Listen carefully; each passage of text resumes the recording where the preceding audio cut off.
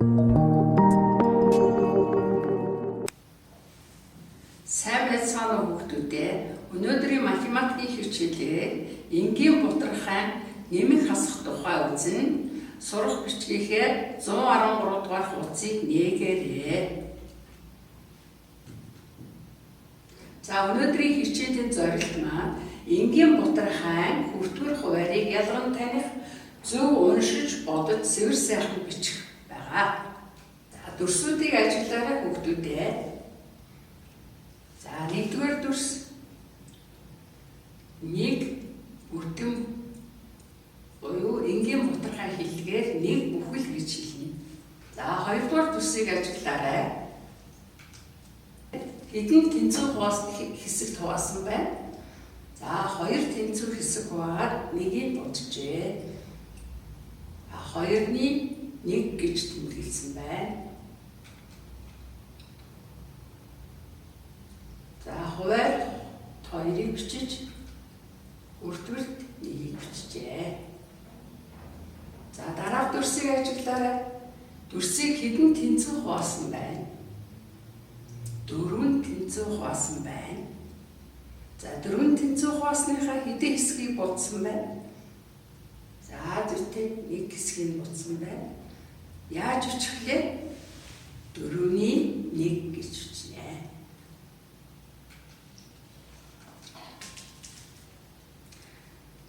За энэ дүрсийг хэдэн тэнцүү хэсэг хуваасан байна. За зөвхөн 7 тэнцүү хэсэг хуваасан байна. 7 тэнцүү хэсэг хуваагаад 2 хэсгийг боджээ. 7-ны 2 гэж тэмдэглэсэн байна. За дараах дүрсийг мөн 7 хуваагаад 3 хэсгийн цэнхрээр боджээ. 7-ны 3 гэж тэмдэглэсэн байна. За будсан хэсгүүдээ нэмсэн байна.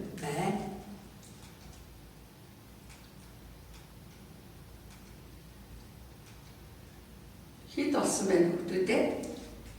7-ны 5 гэжээ. За энэ дүрсийг ажиглаарай. За зөвхөн 4 тэнцүү хэсэг болсон байна. Нэг хэсгийг будсан байна. Энэ дүрсийг бүтэн болгож бодвол хэдэн хэсгийг нэмэх бол?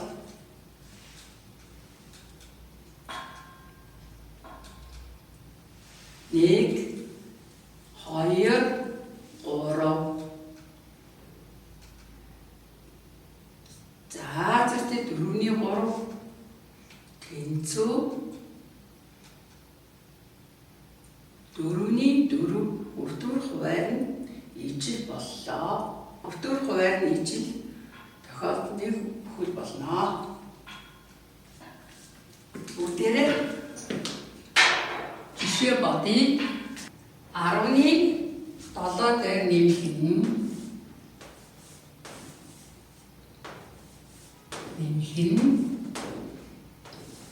10-ны 2 тэнцүү,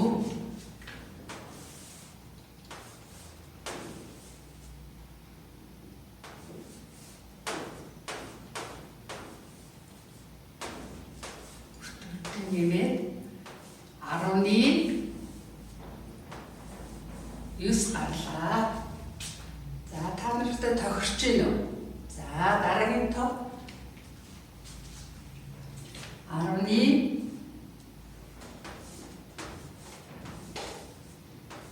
8-аас хасах нь 10-ны 3.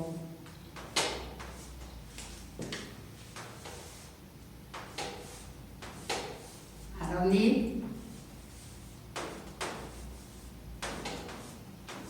1 орч байгаа хүүхдүүдээ 10-ны 5. Дараагийн жишээ 4-ний 2-оос хасах нь 4-ний 2 тэнцүү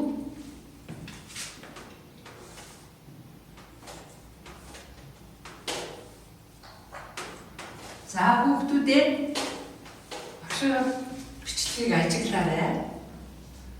Хүртгэрэн ижил энгийн бутархай ялгуур нь тэгтээ тэнцнэ.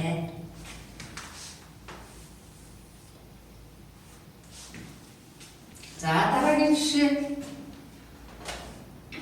Дөрөвний 2 дээр нэмэх нь 4-ний 2 тэнцүү.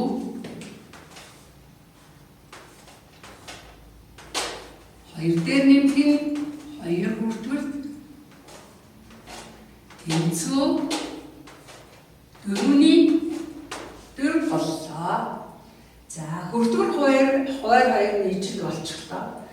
Тэгвэл нэг бүхэл гэж тэмдэглээ. Гэрийн даалгавар 478 дугаар дасгалыг ажиллаарай. Өнөөдрийн хичээлд оролцсон хүүхдүүдтэй баярлалаа.